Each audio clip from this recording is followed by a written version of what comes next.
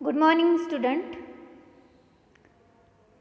मागील लेक्चरमध्ये आपण सोरगम म्हणजे जवार कल्टिवेशन किंवा सोरगम कल्टिवेशन म्हणूया याबद्दल काही पॉईंट्स डिस्कस केलेले आहेत. यामध्ये बेसिकली त्याचं botanical name, family, origin. Botanical name आहे सोरगम वल्गरे किंवा सोरगम बायकोलार, फॅमिली ग्रॅमिनी आणि ओरिजिन इंडिया किंवा आफ्रिका. त्यानंतर आफ्रिकन सोरगम आहे त्याला आपण ग्रेन सोरगम असं म्हटलेलं आहे आणि इंडियन सोरगम आहे त्याला स्वीट सोरगम असं म्हटलेलं आहे. त्यामध्ये सुद्धा जो ग्रेन सोरगम आहे म्हणजेच आफ्रिकन सोरगम आहे तो खरीप सीझनमध्ये आपण ग्रो करतो आणि स्वीट सोरगम आहे तो जनरली रब्बी सीझनमध्ये आपण ग्रो करतो. आता ही माहिती तुमच्या नोट्समध्ये नाही आहे पण तुम्हाला माहीत असावी म्हणून या ठिकाणी तुम्हाला सांगितली जात आहे. त्यानंतर आपण इकॉनॉमिक युजेस पाहिलेले आहेत जवारचे. इकॉलॉजी यामध्ये सॉईल, क्लायमेट. त्यानंतर व्हरायटीमध्ये वेगवेगळ्या व्हरायटीज जसं लोकल व्हरायटीज असेल, hybrid varieties, fodder purpose varieties ह्या पाहिलेल्या आहे. आणि त्यातल्या काही सिलेक्टेड व्हरायटीज म्हणजे ज्या हायब्रिड व्हरायटीज आहे त्याची माहिती आपल्याला परीक्षेच्या दृष्टिकोनातून महत्त्वाची आहे. यामध्ये CSH1, CSH2, CSH5 ह्या व्हरायटी आपण मागील लेक्चरमध्ये अभ्यासलेल्या आहेत. तर आजच्या लेक्चरमध्ये आपण प्रिपरेशन ऑफ लँड हा मुद्दा अभ्यासणार आहोत. जवळपास हा मुद्दा जो आहे सर्व पिकांसाठी सारखा आहे, फारसा फरक नाही आहे. तुम्ही एकच मुद्दा लक्षात घेऊन हा प्रिपरेशन ऑफ लँड हा जवळपास सर्व पिकांना लिहू शकता. कमी अधिक जास्त प्रमाणामध्ये पॉईंट्स थोडेसे इकडे तिकडे आहेत. तर पहिला मुद्दा आपण पाहूया. In light to medium soil 1 deep ploughing is given. म्हणजे हलक्या ते मध्यम जमिनीमध्ये एक खोलगट नांगरट आपल्याला करायची आहे, खोलगट नांगरणी. 2 to 3 harrowings are given to make the firm and compact seedbed. आणि नांगरणी झाल्यानंतर आपल्याला 2 ते 3 हॅरोईंग म्हणजेच कुळवणी करायची आहे. आणि हे केल्यामुळे काय होणार आहे, जमिनीचा पोत हा बदलणार आहे. तो कसा होणार आहे, फर्म आणि कॉम्पॅक्ट, थोडासा कॉम्पॅक्ट सीडबेड होणार आहे म्हणजे सोईंग करण्याच्या किंवा लागवड करण्याच्या दृष्टिकोनातून. तिसरा मुद्दा आहे the stubbles are collected and burn. Stubbles म्हणजे काय, तर हे प्रिव्हियस क्रॉपचे स्टबल्स असणार आहे. म्हणजे याच्या आधी जे आपण पीक घेतलेलं आहे त्याचे जे स्टबल्स आहे हे आपल्याला कलेक्ट करायचे आहे आणि ते बर्न करायचे आहे किंवा डिस्ट्रॉय करायचे आहेत. चौथा मुद्दा आहे FYM is mixed into the soil during हॅरोईंग.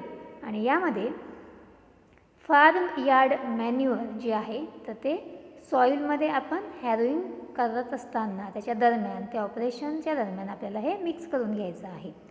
In case of the heavy soil ploughing is done after every 3 years to keep down the weed growth. समजा जर हेवी सॉईल असेल, भारी जमीन असेल तर त्या जमिनीमध्ये आपल्याला नांगरणी ही प्रत्येक 3 वर्षानंतर करायची आहे.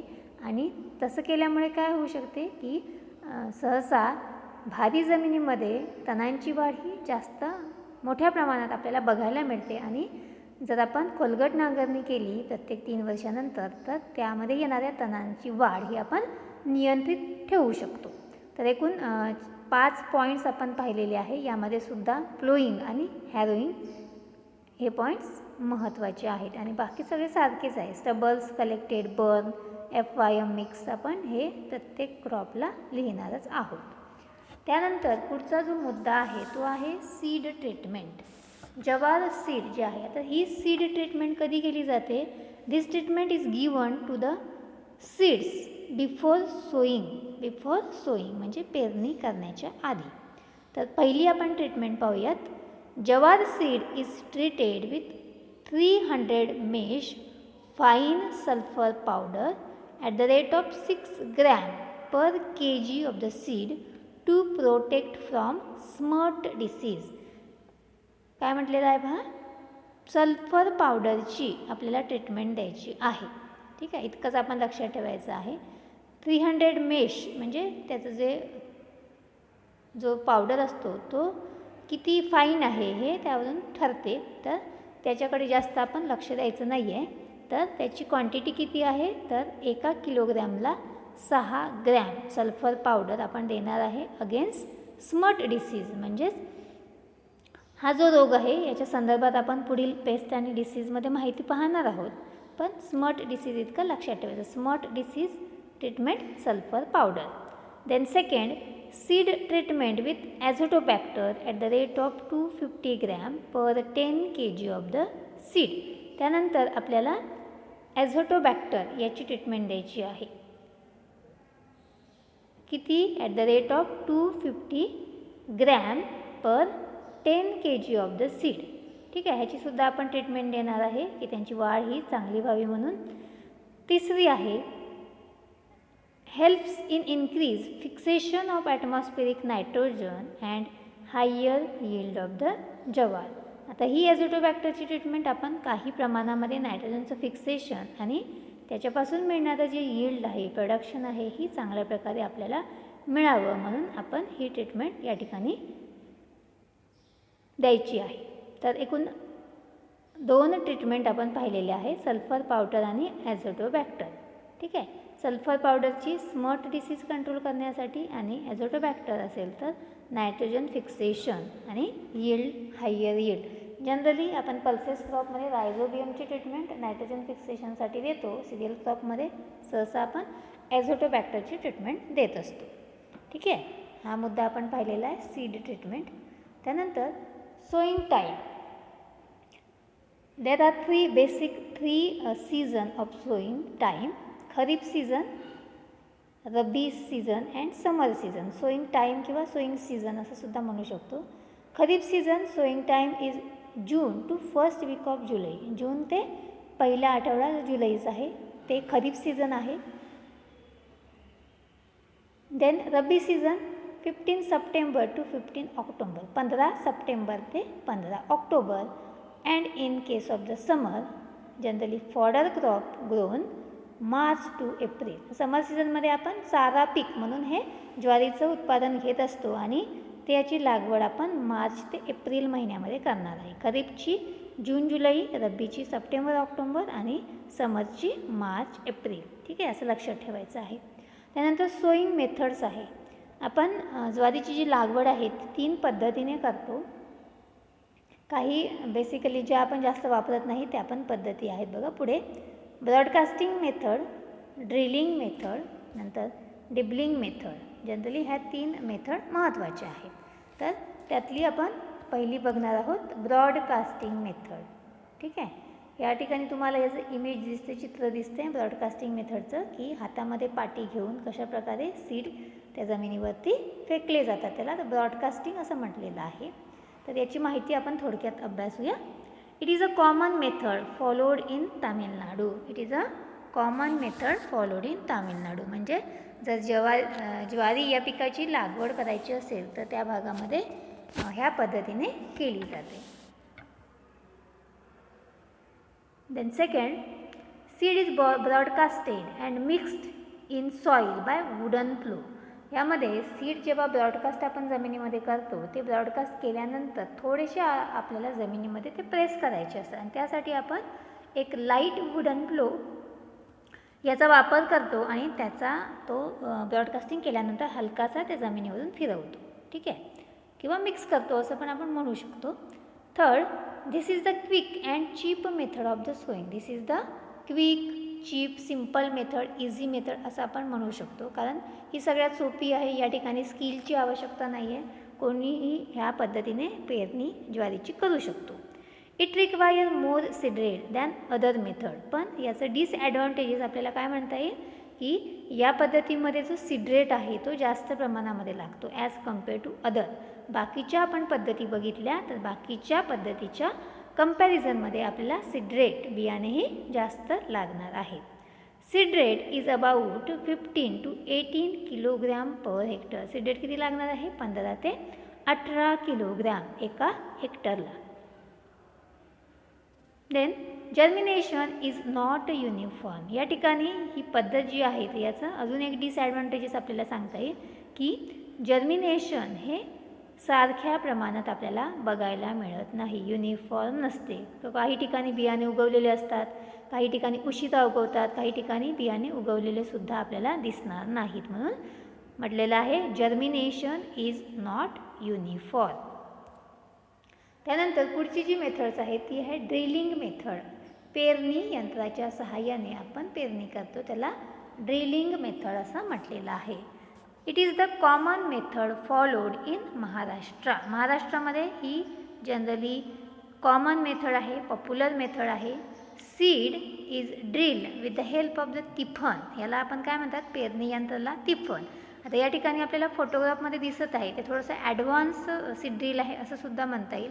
सुरुवातीला पारंपरिक पद्धतीमध्ये लाकडाचंच सगळं पेरणी यंत्र असायचं, वर असं एक बाऊल असायचं आणि खाली त्याला 3 पाईप जोडलेले असायचे. आता 3 पाईप म्हणजे त्याला तिफन म्हटलेलं आहे. काही याला 4 असायचे, त्याला चौफन म्हणायचे. लक्षात, ते टाईन्स जे असतात त्याच्या थ्रू जे बियाणे आहेत ते जमिनीमध्ये जातात. तर seed is drill with the help of the tifan. तिफनीच्या सहाय्याने आपण त्या बियाण्यांची पेरणी करतो. Spacing is kept 45 × 15 centimetre. तर या पद्धतीमध्ये आपल्याला प्लॅन्ट टू प्लॅन्ट आणि रो टू रो स्पेसिंग ठेवता येते.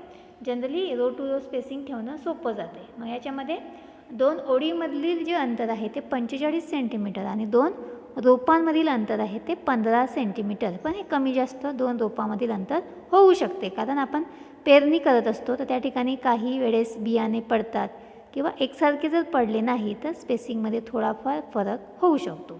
पण रो टू रो म्हणजे 45 सेंटीमीटर डिस्टन्स हे कन्फर्म असणार आहे. Seed rate is about 10 to 12 kilogram per hectare. Seed rate किती असणार आहे, 10 ते 12 किलोग्रॅम एका हेक्टरला. आपण तो ब्रॉडकास्टिंग मेथडमध्ये किती पाहिलेला आहे, 15 ते 18. Thinning is done 15 days after sowing to maintain the plant population. यामध्ये आपल्याला काय करावं लागेल आहे, थिनिंग ऑपरेशन करावं लागेल. हे तुम्हाला आधी झालेलं आहे. Thinning means removal of the excess plant, that is called as a thinning. ठीक आहे, गॅप फिलिंग, थिनिंग हे ऑपरेशन आपले झालेले आहे. तर ज्या ठिकाणी जास्त रोपं उगवून आलेली आहेत त्या ठिकाणाहून आपल्याला ती रोपं कमी करायची आहे आणि यालाच आपण थिनिंग म्हटलेलं आहे. आणि हे जे आहे ऑपरेशन ते आपल्याला 15 दिवसानंतर सोईंग केल्यानंतर किंवा ते उगवून आल्यानंतर 15 दिवसानंतर आपल्याला ते करायचं आहे. कशासाठी, to maintain the plant population. त्याच्यानंतर पुढची जी मेथड आहे ती आहे डिबलिंग मेथड, म्हणजे टोकन पद्धत असं आपण म्हणू शकतो. टोकन पद्धतीने आपण पेरणी करणार. त्यामध्ये बघा पहिला point, land is levelled and mark with marker in both direction. आपल्याला काय करायचं आहे, लँड लेवलिंग करायची आहे. सुरुवातीला जमीन सपाट करून घ्यायची आहे आणि त्यामध्ये मार्करच्या सहाय्याने आपल्याला दोन्ही डायरेक्शनला मार्क करून घ्यायचं आहे, उभी आणि आडवी. Spacing is 45 × 45 centimetre. यामध्ये स्पेसिंग प्लॅन्ट टू प्लॅन्ट आणि रो टू रो ही सेम असणार आहे. म्हणजे 2 ओळीमधील अंतर हे 45 सेंटीमीटर आणि 2 रोपांमधील अंतरसुद्धा 45 सेंटीमीटर असणार आहे. 6 to 8 seeds are kept in each spots and covered by moist soil. यामध्ये आपण 6 ते 8 सीड्स किंवा बियाणे एका होलमध्ये आपण किंवा एका स्पॉट्समध्ये ठेवणार आहे आणि त्याला एका मॉइस्ट सॉईलनी, जी ओलसर असेल थोडीशी, त्याला कव्हर करायचं आहे. First thinning is done 15 days and second thinning after 21 days after sowing. म्हणजे सोईंग केल्यानंतर 15 दिवसांनी पहिली थिनिंग आणि 21 दिवसानंतर दुसरी थिनिंग आपल्याला करणं आवश्यक आहे. Seed rate is about 5 kilogram per hectare. म्हणजे आधीच्या जे 2 मेथड आपण पाहिलेले आहेत त्या कंपॅरिझनमध्ये सगळ्यात कमी सीड रेट हा आपल्याला डिबलिंग मेथडचा आढळतो. It gives higher yield. आणि या पद्धतीमध्ये जे मिळणारं उत्पादन आहे, प्रोडक्शन आहे, ते आपल्याला जास्त प्रमाणामध्ये मिळत असते. तर ही तिसरी आपण मेथड पाहिलेली आहे. आता पुढची आपण मेथड पाहूया, सोईंग इन प्लो फरो, म्हणजे पाभरीच्या मागे पेरणी असं याला म्हटलेलं आहे. तर ही पद्धत कशी आहे, ह्या पद्धतीमध्ये कशा प्रकारे आपण पेरणी करतो तर हे आपण पाहणार आहे. This method is followed in rabi sorghum. ही जी पद्धत आहे ही रब्बी सीझनमध्ये आपण 15 ऑक्टोबर ते 15 नोव्हेंबर ह्या दरम्यान ज्यावेळेस पेरणी करतो त्यावेळेस ह्या पद्धतीने आपण जनरली पेरणी करत असतो. It is followed Wien the upper soil surface is dry and lower soil is moist. यामध्ये जो अप्पर सॉईल सरफेस आहे, वरचा पृष्ठभाग आहे, हा आपल्याला कसा दिसतो तर ड्राय दिसतो, पण आतमधला जो आहे थोडा मॉइस्ट असतो, ओलसर असतो. It is followed to get the good germination. यामध्ये जरी वरचा सरफेस ड्राय असेल तरी या ठिकाणी जर्मिनेशन जे आहे ते चांगल्या प्रकारे आपल्याला दिसून येते. A sarata is tied behind the wooden plough and seed is sown. आता यामध्ये सराटा तुम्हाला माहिती आहे हे वीड आहे, तर हा सराटा आहे किंवा दुसरं काही आपण त्या ठिकाणी बांधू शकतो वुडन प्लोला, आणि सीड आपण सोईंग करतो किंवा त्याला कव्हर करतो असं आपण म्हणूया सोईंग केल्यानंतर. Seed rate is about 10 to 12 kilogram per hectare. Seed rate किती लागणार आहे तर 10 ते 12 किलोग्रॅम पर हेक्टरला इतका सीड रेट या ठिकाणी अपेक्षित आहे. ठीक आहे, तर आजच्या लेक्चरमध्ये आपण कोणकोणते मुद्दे पाहिलेले आहेत पहा. प्रिपरेशन ऑफ लँड, जमिनीची मशागत कशी करायची, पूर्व मशागत. त्यानंतर सीड ट्रीटमेंट, यामध्ये sulphur powder to control the smut disease and azotobacter for increase nitrogen fixation and increase yield. त्यानंतर सोईंग टाईम, त्यामध्ये 3 सोईंग टाईम किंवा सोईंग सीझन म्हणूया, खरीप, रब्बी, समर.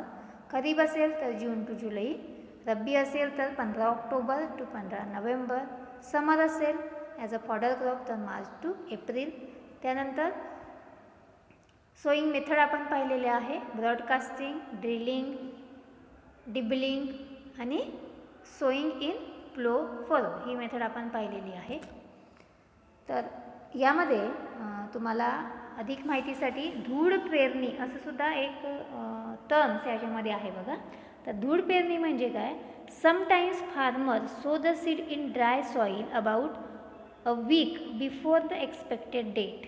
म्हणजे एक्सपेक्टेड डेटच्या 1 आठवडा आधीच फार्मर काय करतात तर सीड सोईंग करतात ड्राय सॉईलमध्ये, ज्या ठिकाणी मॉइश्चर कमी असते, for getting the maximum benefit of rain water.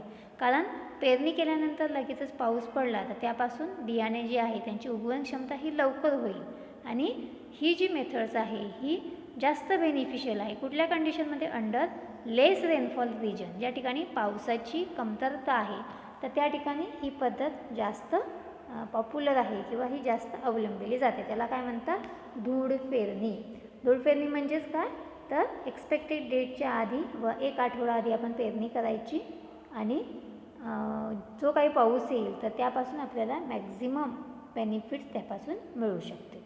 तर अशा प्रकारे आपण त्याच्या मेथड्स पाहिलेल्या आहेत, त्या तुम्हाला समजल्या असतील. अगदी फोटोग्राफसुद्धा या ठिकाणी आपण दाखवलेले आहेत, म्हणजे तुम्हाला तो पॉईंट समजायला सोपा जातो.